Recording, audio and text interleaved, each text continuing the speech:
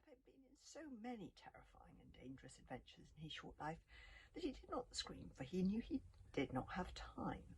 He took a great breath of air instead and held his nose as the unknown creature dragged him downwards through the sand.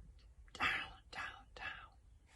Just as Hiccup thought he was going to pass out, the creature pulling him down below seemed to break through some sort of wall, and Hiccup landed with a bone-crunching jolt on something hard, and his hand flew off his nose, and he took a great involuntary breath, not of sand, but of air.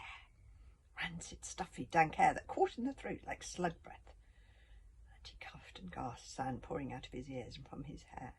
As he tried to open his eyes, gritty with grains of sand, he could see blurrily through streaming tears, sand still pouring down from a hole, but the monster with the eye claws was shooting flames upwards in continuous bursts of hot and freezing flame. This turned the sand pouring through into something that looked like glass, sealing the hole.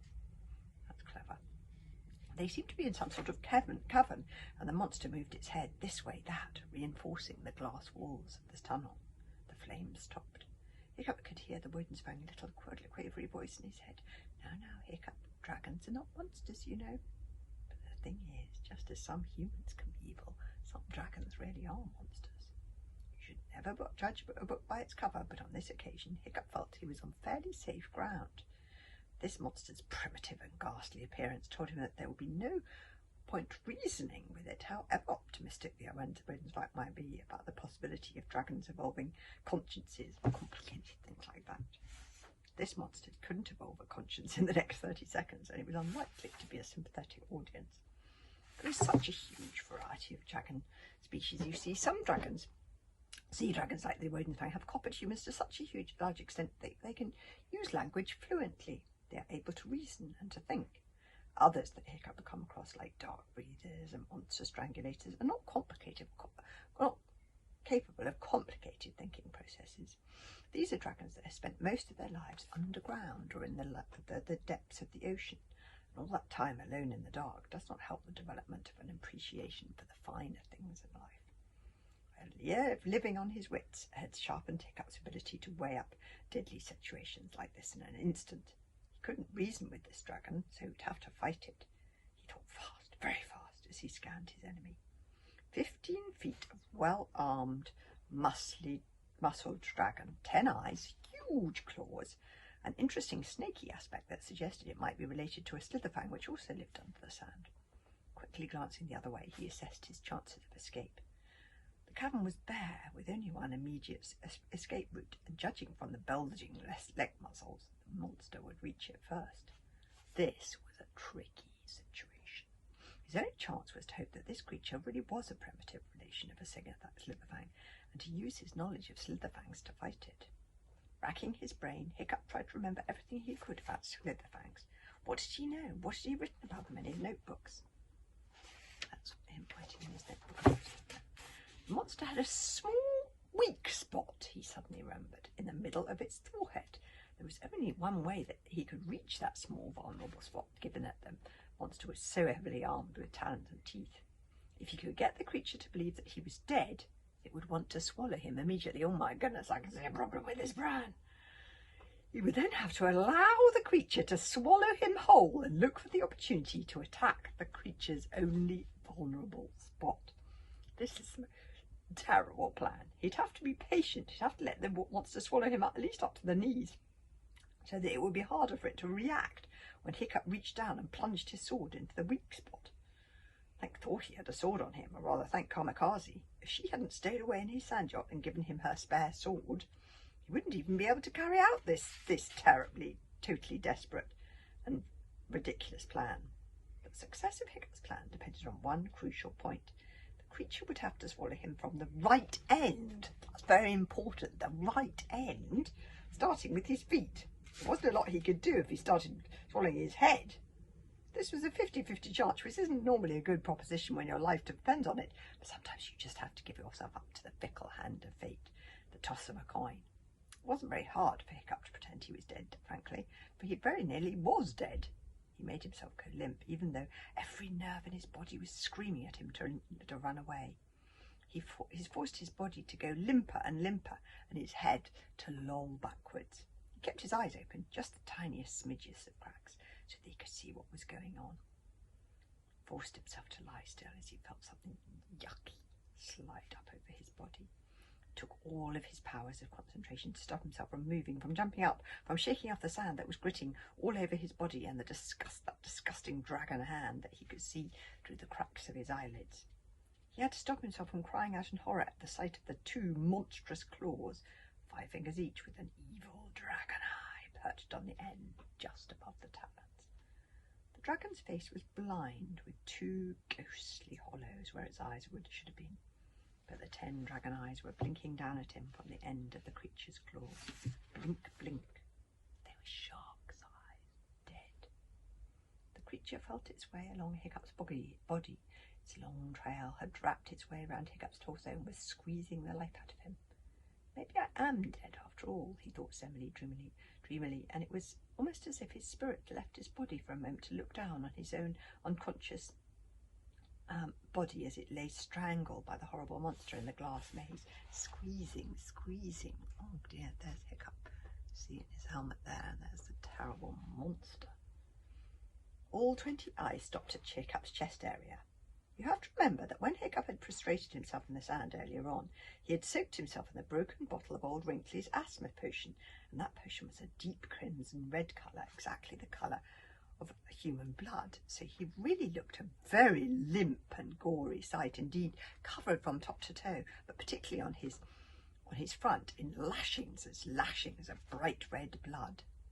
The monster gently wiped the sand off him, and even the monster knew that humans could not lose this much blood and live. He's dead, mused the monster to itself, very disappointed. He won't squeak for me, however hard I squeeze. And dead men start to smell. Oh dear, it's not very nice. Like many underground creatures, Slitherfangs like to keep a tidy burrow, and dead things do indeed smell. The smell that is magnified if one is buried suffocatingly some way underground. I'll have to eat. It's right now, here and there, the monster decided. So the first part of Hiccup's plan was a success, at least, although it might seem to be a strange sort of success. The monster thought he was dead, and it decided to eat him. The monster, who was a picky eater, blasted Hiccup with seawater to get off all the sand, too gritty, rolling him over and over. Then the monster began to coat him with some revolting greasy substance to make him go down the easier. Aha, thought Hiccup with infinite relief. I am right, it is like a Slitherfang. It wants to swallow me whole. That was a weight off his mind, because it would mean there would be no teeth involved in the process, no chewing. And the monster picked up Hiccup by one leg and blasted the ground underneath him with fire and seawater to make a nice clean glass surface to eat off, because like Slitherfangs it seemed to be very pernickety about such things, and laid him down carefully, arranging his arms by his sides. Then there was a pause, during which Hiccup was absolutely dying to open his eyes, in a horrible moment when he could feel the monster sniffing at his ears. It's going to start at the wrong end, thought Hiccup, desperately trying to think of a plan on the spur of the moment that would work on killing a dragon that was swallowing your head. But just as he was about to do something stupid, like try and jump to his feet, he felt a sort of snuffling on his right big toe. The monster had changed its mind, what there was of a mind, of course. To change its mind? I'll tell you why. Because Hiccup was wearing his helmet. Didn't want to start at the end with the long broken tickly thing on it. Well, the Rodensfang and Toothless will be pleased about that, thought Hiccup slightly hysterically. They're always telling me not to forget the helmet. There was a clicking noise. Hiccup could not resist opening his left eyelid the smidgiest of a smidgen.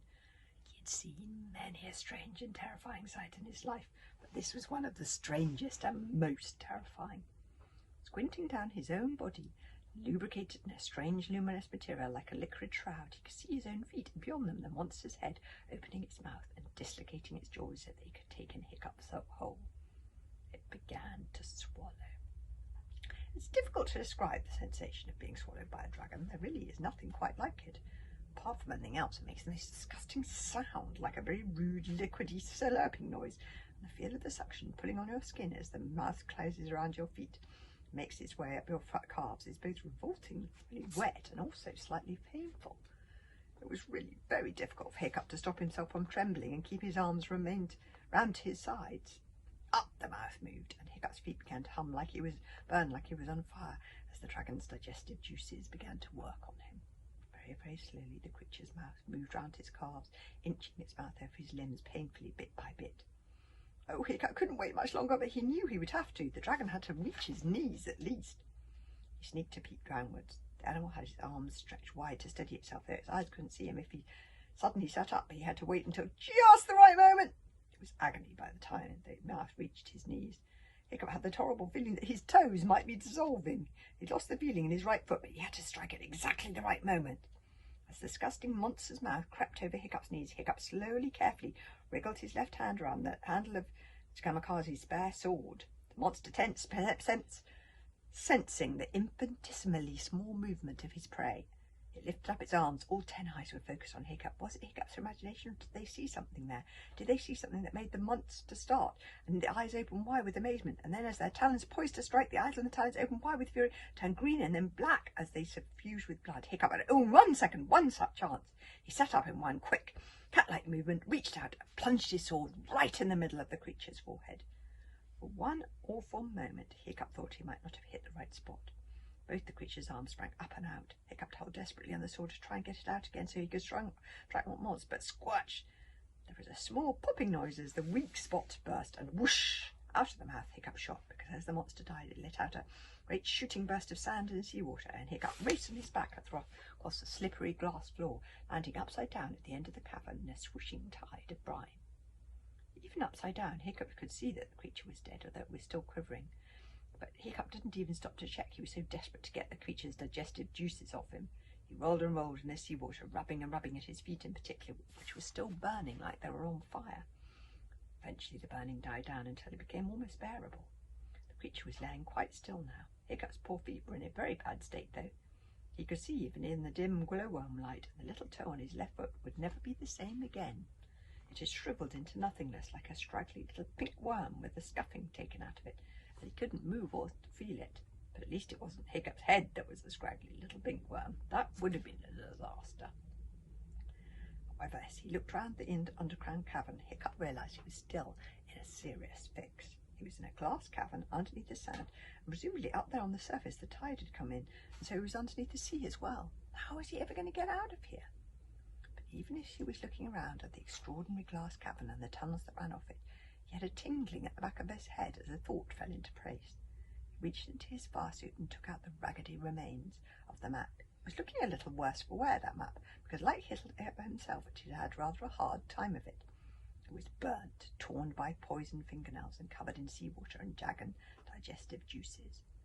Maze of mirrors. Oh, for Thor's sake! The red herring at the top of Kimber's map now seemed to be winking as well as laughing at him. The jewel was here. Of course it was. Chapter 24 is called The Wink of a Red Herring.